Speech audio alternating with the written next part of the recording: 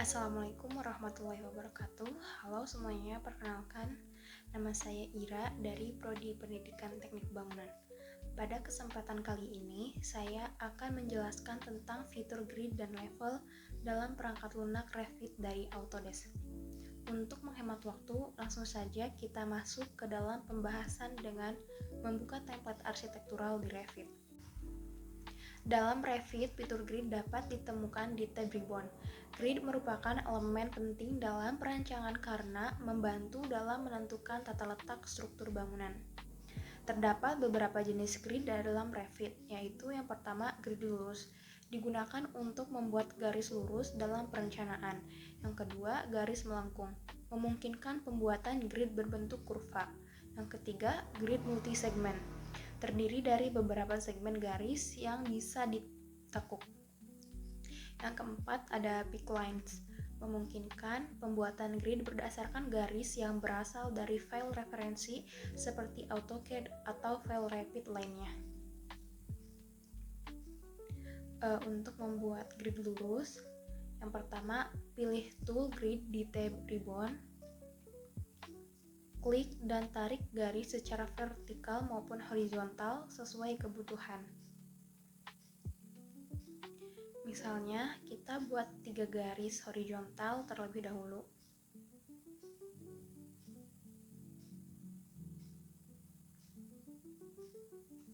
Selanjutnya, kita tambahkan beberapa garis vertikal dengan cara menariknya ke atas atau ke bawah terlebih dahulu.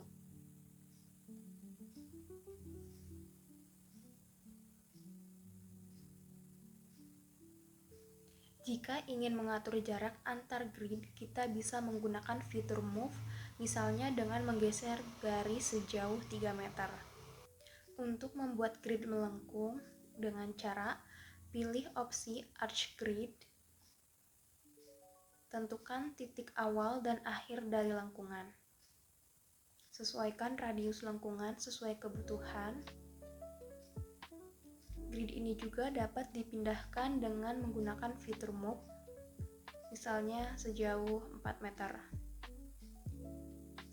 Metode lain dalam membuat grid melengkung adalah dengan menentukan titik tengah sebagai pusat lengkungan. Selain dibuat, grid ini juga dapat diperbesar dan dipindahkan sesuai keinginan. Untuk membuat grid multisegmen, pilih opsi multisegmen grid. Buat garis dengan beberapa titik tekuk. Grid ini dapat diedit dengan mengganti labelnya menggunakan angka atau huruf. Biasanya grid vertikal diberi label angka, sedangkan horizontal diberi label huruf. Grid ini sering digunakan untuk menentukan posisi kolom struktur.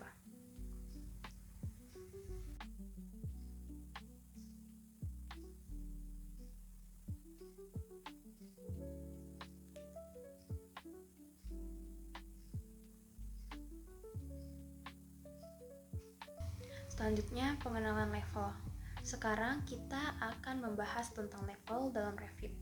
Level digunakan untuk menentukan ketinggian dalam desain bangunan. Level dapat ditemukan di elevation view.